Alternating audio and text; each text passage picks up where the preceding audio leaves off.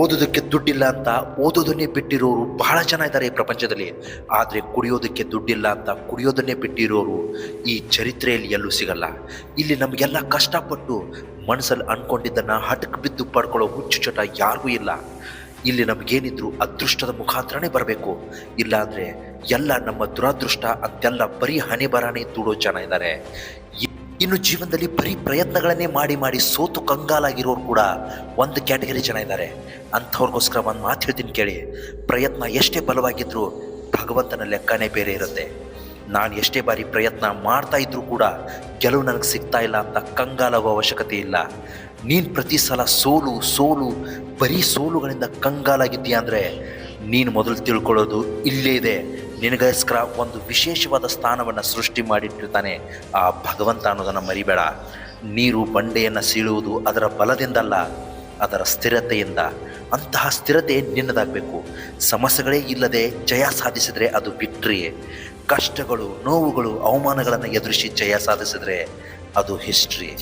ನೀನು ಈಗ ಸಂಪಾದನೆ ಮಾಡುವಂತಹ ಹಣ ಕಮ್ಮಿನೇ ಇರ್ಬೋದು, ಆದರೆ ಸ್ವಂತ ದುಡಿಮೆಯಿಂದ ಬದುಕ್ತಾ ಇದ್ದೀನಿ ಅನ್ನೋ ಹೆಮ್ಮೆ ನಿನಗಿರಲಿ. ನಿನ್ನ ಸೋಲಿಗೆ ಒಂದು ದೊಡ್ಡ ಗುಂಪೆ ಕಾಯ್ತಾ ಇದೆ ಅಂದರೆ ನಿನ್ನ ಗೆಲುವು ಅವರಿಗೆ ಎಷ್ಟು ಉರಿಸಿರಬಾರ್ದು, ಎಷ್ಟು ನಿದ್ದೆಗೆಡಿಸಿರಬಾರ್ದು. ಅದಕ್ಕಾದರೂ ನೀನು ಗೆಲ್ಲಲೇಬೇಕಾಗಿದೆ ಗೆಳೆಯ. ತಿನ್ನಲು ಊಟ ಇಲ್ಲದೇ ಇರುವಂತಹ ಪರಿಸ್ಥಿತಿಯಿಂದ ಶುರುವಾಗಿ ಊಟ ಮಾಡೋದಕ್ಕೆ ಸಮಯನೇ ಇರಬಾರ್ದು. ಆ ರೀತಿ ಬೆಳೆದು ನಿಲ್ಲುವುದೇ ನಿಜವಾದ ಸಾಧನೆ. ನಿನಗಾಗಿರುವ ಅವಮಾನ ಮರೆತರೂ ಕೂಡ ನಿನ್ನ ತಂದೆ ತಾಯಿಗೆ ಆಗಿರುವಂತಹ ಅವಮಾನ ಮರಿಬೇಡ ಗೆಳೆಯ. ನಿನ್ನ ತಂದೆ ತಾಯಿ ಮುಂದೆ ಅವರೆಲ್ಲ ನಾಯಿ ಥರ ಬಂದು ನಿಂತ್ಕೋಬೇಕು. ಇವನ ಕತೆ ಮುಗೀತು ಅಂದವ್ರಿಗೆ ನೀನು ತೋರಿಸ್ಕೊಡ್ಬೇಕು ನನ್ನ ಕತೆ ಈಗ ಶುರುವಾಗಿದೆ ಅಂತ. ಬಳಸಿಕೊಳ್ಳುವವರ ಹತ್ರ ಹೋಗಬೇಡ, ಬೆಳೆಸುವವರ ಹತ್ರ ಹೋಗು. ಜೀವನದಲ್ಲಿ ಉದ್ಧಾರ ಆಗ್ತೀಯ. ದೇವರು ದೊಡ್ಡ ಗೆಲುವು ಕೊಡುವ ಮುನ್ನ ಪ್ರತಿ ಪರಿಸ್ಥಿತಿಯಲ್ಲೂ ಸೋಲುವಂತೆ ಮಾಡ್ತಾನೆ.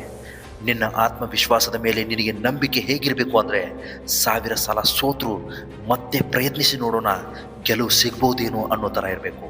ಕೊನೆಗೊಂದು ಮಾತು ಹೇಳ್ತೀನಿ, ನೀನು ಬೀಳೋದನ್ನು ಕಾಯ್ತಾ ಕುಳಿತಿರೋರ ಮುಂದೆ, ನಿನ್ನ ಸೋಲನ್ನು ಬಯಸುವವ್ರ ಮುಂದೆ ನೀನು ನಿಜವಾಗ್ಲೂ ಗೆದ್ದು ತೋರಿಸೋದೇ ಮಜಾ. ನಿನ್ನ ಜೀವನಕ್ಕೊಂದು ಅರ್ಥ ಸಿಗಬೇಕು ಅಂದರೆ ಇಷ್ಟ ಬಂದಂತೆ ಬದುಕು ತೋರಿಸು, ಕಷ್ಟ ಬಂದರೂ ಎದುರಿಸಿ ತೋರಿಸು. ಇಂತಹ ಮತ್ತೊಂದು ವಿಡಿಯೋ ಜೊತೆ ನಾಳೆ ನಿಮ್ಮ ಮುಂದೆ ತಪ್ಪದೆ ಬರ್ತೀನಿ. ನಮಸ್ಕಾರ, ಎಲ್ರಿಗೂ ಒಳ್ಳೆಯದಾಗಲಿ.